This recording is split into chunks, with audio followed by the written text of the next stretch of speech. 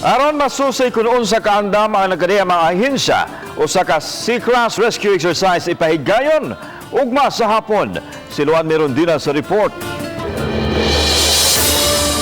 Ipahigayon kaganihang buntag ang final tabletop exercise suban ng kadagkuan sa Mactan Cebu International Airport, GMR Megawide Cebu Airport Corporation, Philippine Navy, Philippine Coast Guard, Maritime Police, Lapu-lapu City Police, Disaster Risk Reduction and Management Office ug BFP Lapu-lapu. Sa miaging adlaw, mipahigayon na usab sila og walkthrough sa Barangay Ibo, sa may approach area sa runway ug sa Terminal 2, di nipahigayon ang reception area alang sa mga kunuhay survivors, mga kabanay sa mga pasahero ug sa media nga mo cover sa simulation exercise. Normally, the simulation exercise is done through on-airport accident, meaning nangyayari yan sa airport eh.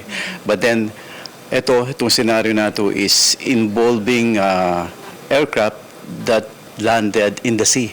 In the event of a real incident, as the terminal operator, we need to provide the facilities for the survivors of any incident as well as for the meeters and greeters. Gipasabot sa incident commander nga mahinungdanon ang sea crash simulation exercise ilabi na kay nahimutang sa usa ka isla, ang Mactan Cebu International Airport. Matod sa incident command group, hitsas na sila sa mga kahimanan ug ang pagbansay-bansay na lang ang ilang gikinahanglan. Uban ni June Solon, Luan Mirondina, Balitang Bisdak.